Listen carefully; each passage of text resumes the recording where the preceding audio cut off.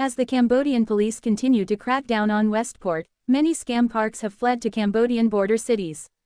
Even so, for the fraud company, it is just a change of place to make a living, and for many of the compatriots who have not been rescued, it is a different hell. 28-year-old Xiao Du, 26-year-old Xiao Wen, and 40-year-old Lao Zhang, in just 1 month, 3 Chinese were abused to death in a fraud company in Otto-Mianchi province.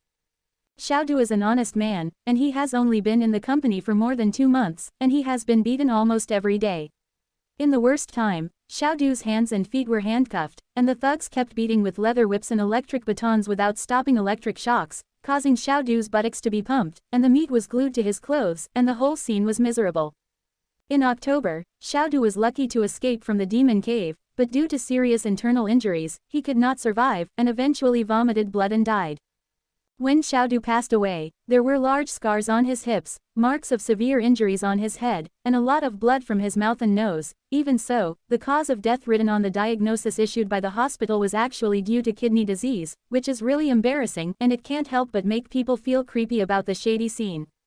Xiao Wen, the only son in the family, was smuggled to Cambodia's Westport and Miss Mianchi province in August this year to engage in fraud work, and after submitting his resignation, the company demanded compensation of $30,000, about 210,000 yuan, which later dropped to 150,000 yuan and rose to 170,000 yuan. Photo of Xiao Wen before his death. At that time, the supervisor said that Cambodia was cracking down hard, the company was relocating, and asked the family to pay as soon as possible. Due to the delay in receiving compensation, the company beat Xiao Wen every day.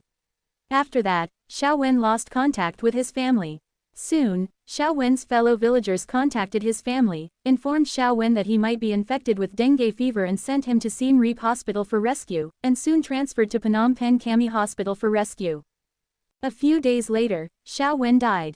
According to witnesses, Xiao Wen's whole body was covered with scars, and his lower body was bruised, but in the face of such horrific injuries, the hospital still hastily issued a diagnosis of death from pneumonia in an attempt to end this naked murder. After the incident, Xiao Wen's parents received a mysterious phone call in a vain attempt to buy the right to dispose of Xiao Wen's body. Soon a group of caring people came to the hospital to help cremation of Xiao Wen's body, in an attempt to bury the truth of the matter forever. In order to dig out the truth of the matter, the reporter once found the Cambodian who sent Xiao Wen to the hospital, but the other party was unwilling to tell the truth, and he frequently avoided it. Xiao Wen eventually died, and avoidance and concealment will only fuel the arrogance of this group of demons, and if everyone is like this, the grievances will never be cleared.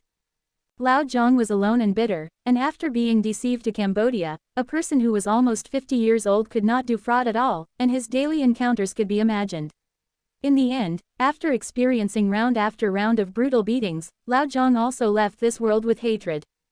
The darkness of the fraud park is no secret, but it is rare for a park to beat 3 people to death in a month.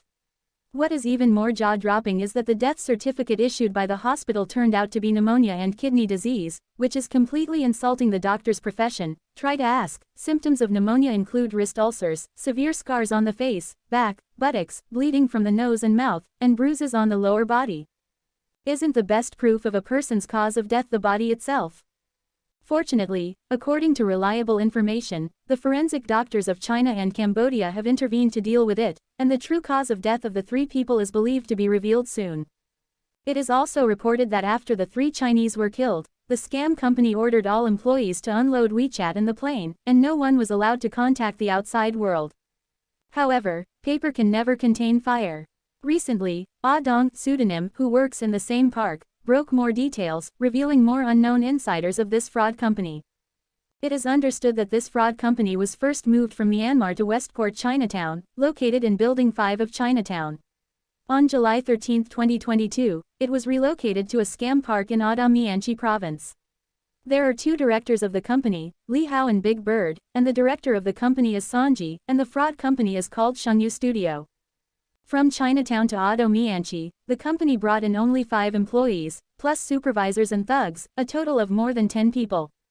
Ah Dong was sold in June to the park in Duo Mianchi, in the same building as Li Hao's company, and Li Hao's company dormitory is in Building B 513 to 511.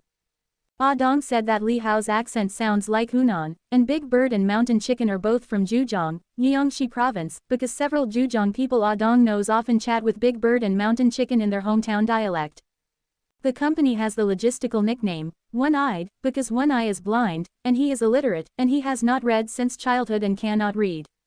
Because it is too conspicuous, the entire park knows that Li Hao's company has such a logistics. There is a team leader named Muzzy under Li Hao, and this person is ruthless. Once, when an employee was a little slow to answer a question, he directly shot the employee in the head with a wooden stick, and blood flowed to the ground. As for what happened to that employee, it is unknown. It may have been sold, it may have been killed, in short, no one has ever seen it again. Ah Dong said that Li Hao's company is very dark, but it is expanding quickly. In a month, the number grew from 5 in August to more than 40 in August to more than 100 in September.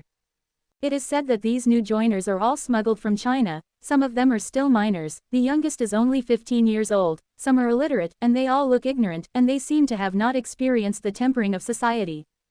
Many of them were deceived in vain, thinking that they could earn 20,000 yuan a month in Cambodia, which is stupid enough. Atung said that some people may wonder how illiterate people can engage in fraud. You don't have to worry about this, the thugs will beat you one after another, forcing you to learn, and their company will scream and wail almost every night. For those who really can't learn, I'll teach you phone scams.